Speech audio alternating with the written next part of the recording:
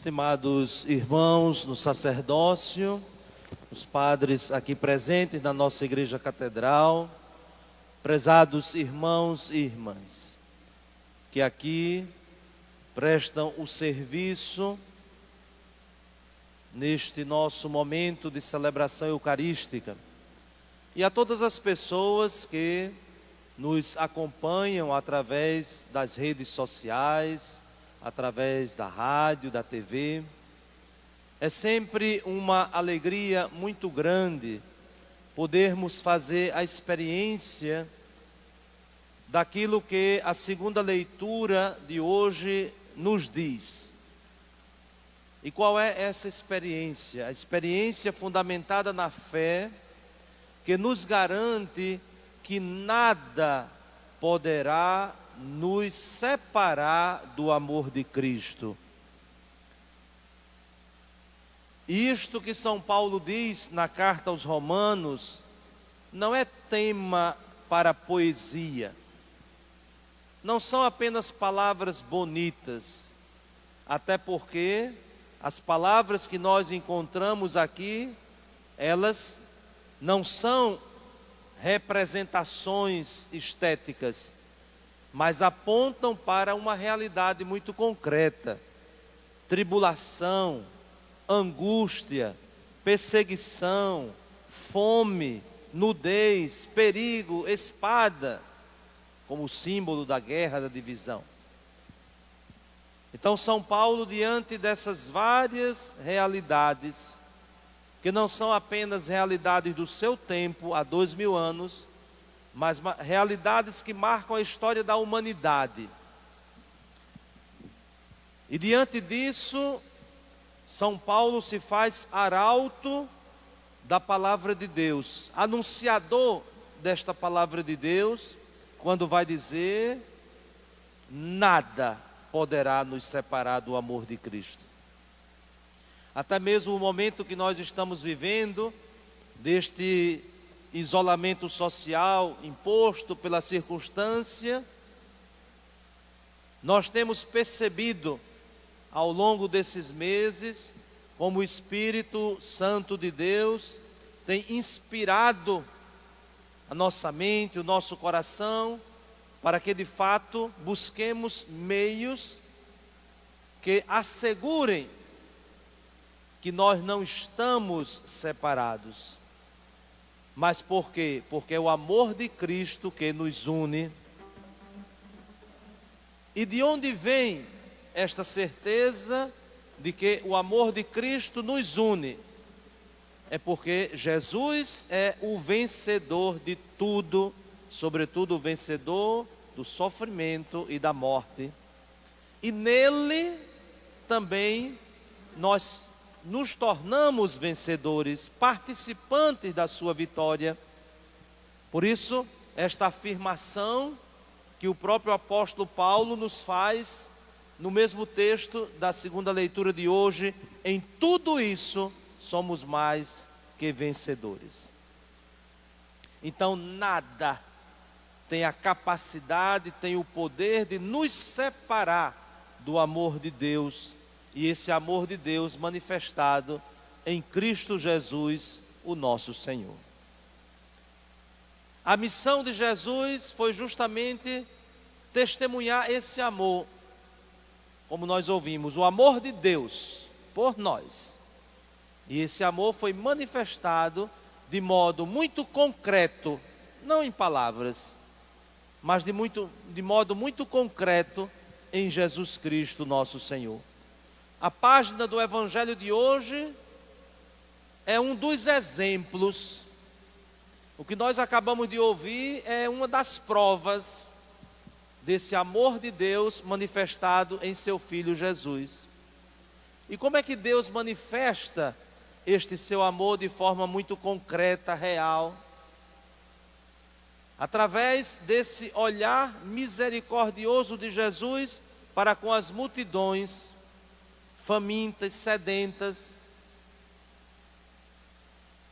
Mas nós não podemos simplesmente pensar que o Evangelho de hoje nos fala de uma multiplicação de um alimento.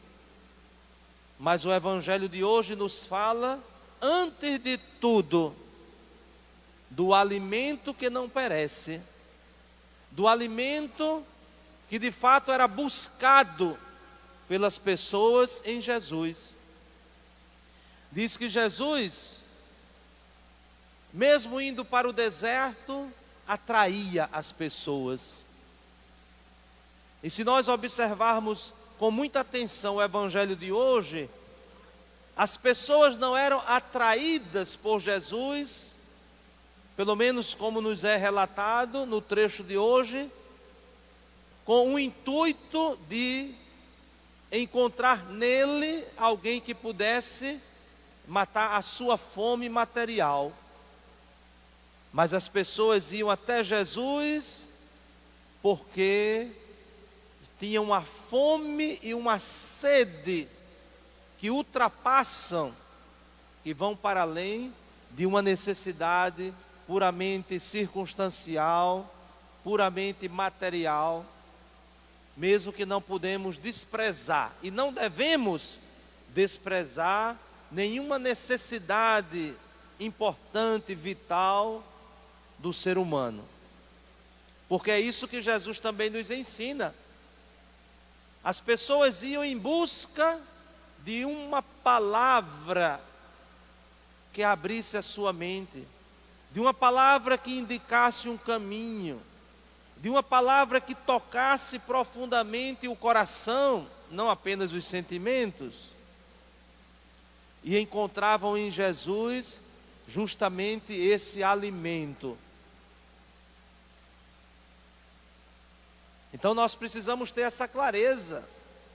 Jesus não nos dá qualquer alimento, mas Jesus se dá a nós como alimento. E é justamente isso que Jesus faz. O primeiro momento, Jesus não faz o pão material se multiplicar. Mas no primeiro momento, Jesus propõe, oferece como alimento a sua palavra, a sua presença, a grande prova do amor de Deus para com a humanidade, o seu Filho. Como ele mesmo vai dizer no Evangelho de São João, na conversa com um doutor da lei, um fariseu chamado Nicodemos, Jesus vai dizer justamente isso no capítulo 3 de São João. Deus amou tanto o mundo, que entregou o seu Filho para que o mundo seja salvo por ele. Então, o alimento que Jesus nos traz é salvação, e salvação em plenitude, que quer dizer vida em abundância. E esta vida que alcança a plenitude na eternidade, nos é dada como uma semente para ser cuidada.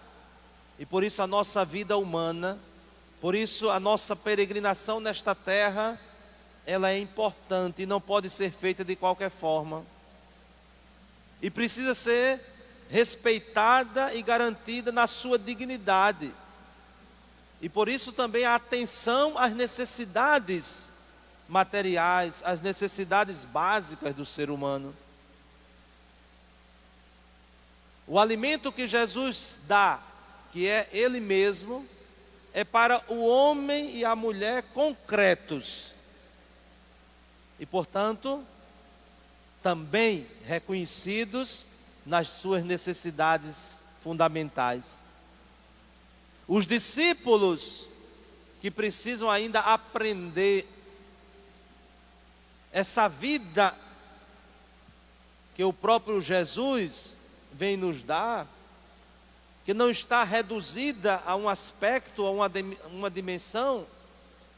Os discípulos sugerem, até pedem a Jesus: manda o povo ir embora, porque já é tarde, porque esse lugar é deserto, o povo já começa a passar fome, então despede as multidões.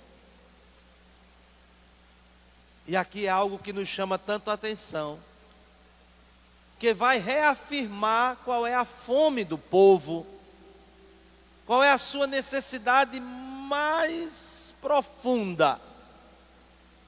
Que certamente até naquele momento parece que colocaram em segundo plano a fome material. Porque nós poderíamos até pensar, a dispersão das pessoas, a decisão de ir embora, poderia ser o próprio fato da fome material. Estão escutando Jesus, mas agora estão com fome, então cada um pega a sua estrada. Mas parece que não era isso que o povo estava fazendo. As pessoas estão percebendo que há um alimento mais essencial, mesmo considerando que tem fome e que tem sede.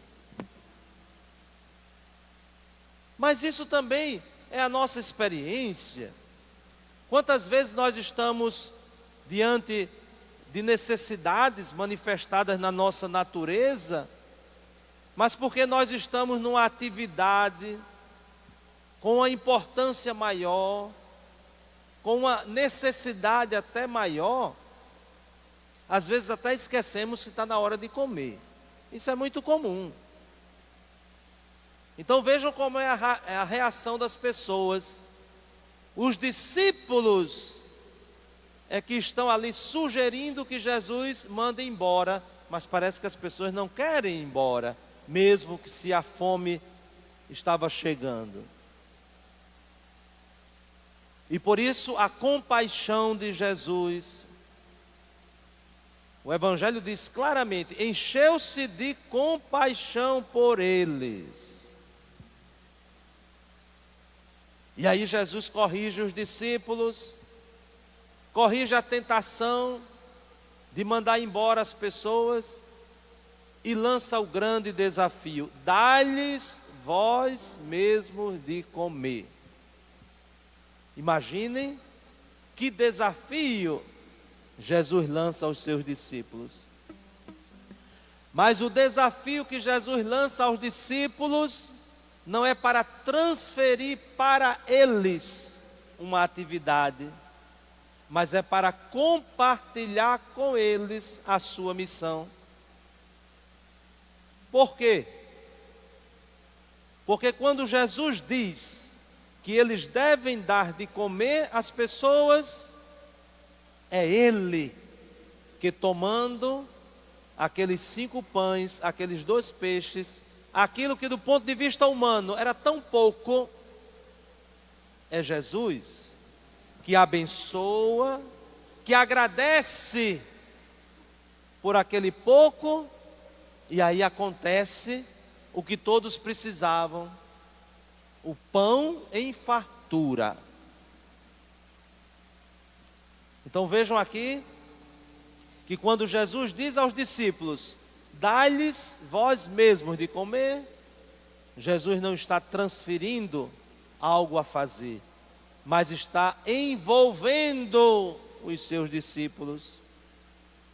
Então, os discípulos que trazem um pouco de comida, a multidão que é organizada para que se sente na grama, Jesus que abençoa, agradecendo por aqueles dons, Jesus que manda distribuir, Ele parte os pães, entrega aos discípulos, e os discípulos distribuem às multidões. Então vejam que coisa tão maravilhosa o Evangelho de hoje, para manifestar esse amor de Deus que nós ouvimos na segunda leitura. Nós não podemos pensar que é só Jesus que aparece nesta cena. Aparece indiretamente quem trouxe aquele pouco de comida. Aparece os discípulos que colaboram na distribuição dos pães. As multidões que obedecem à orientação de Jesus de sentar-se. Então vejam como esse grande milagre é um milagre, é uma manifestação do poder de Deus. Ele acontece quando o divino é acolhido pelo humano e quando o humano colabora com o divino. Então é assim, podemos dizer, a chave para que de fato Deus realize os seus prodígios. Acreditar que Ele pode realizar e nos comprometer com aquilo que nos cabe. Deus não fez cair os pães sobre a multidão, mas os pães foram para as mãos de Deus, porque delas, de tantas formas, o alimento chega. E portanto, quando o próprio Deus, o Filho de Deus, que é o encontro do humano com o divino, abençoa, agradece, então ele envolve os seus discípulos, e os discípulos distribuindo os pães, ninguém ficará sem receber. Então vejam as lições do Evangelho de hoje. Por aí, quantas pessoas estão querendo o milagre? Quantas pessoas estão pedindo o milagre? E o que estão fazendo? O Evangelho de hoje é muito claro. Quais são as provas da fé? Oferecer o pouco que tem. Qual é a perseverança de quem crê? Se manifesta na obediência. Então Jesus manda que eles se sentem e eles se sentam. Então é uma série de lições que nós precisamos compreender, e mais do que compreender, obedecer, para que haja a verdadeira transformação da nossa vida, da vida da nossa sociedade, muitas vezes tão egoísta, que não sabe reconhecer as necessidades fundamentais e muitas vezes é incapaz de oferecer o pouco que se tem para que, abençoado por Deus, se multiplique, para que não falte nada a ninguém. Esse milagre da multiplicação dos pães, podemos dizer, dentre tantas coisas, que nos dá duas grandes lições.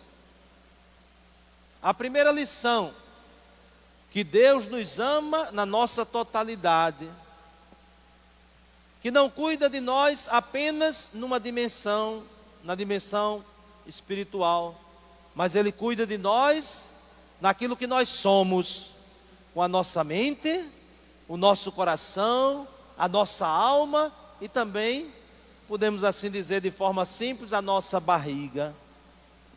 Ele cuida de nós. A primeira lição. E como é que Ele cuida de nós?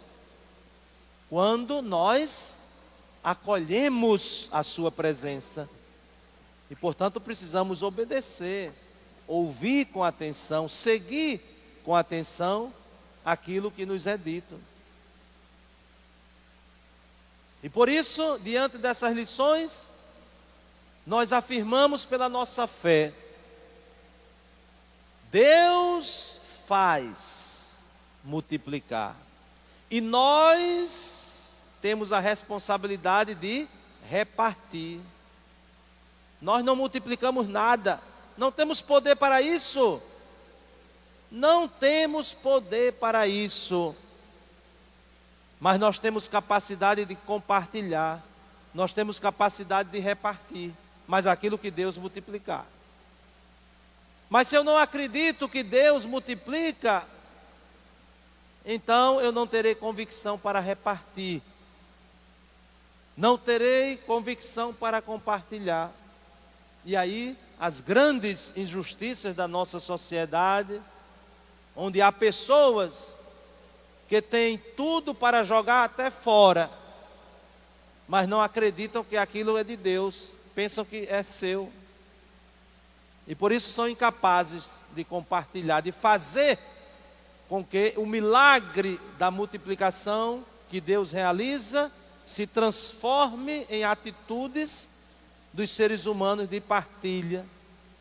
Então peçamos ao Senhor nesta celebração que de fato creiamos que Ele tem poder de multiplicar. Basta olhar para a natureza, como Ele faz multiplicar, crescer todos os seus dons.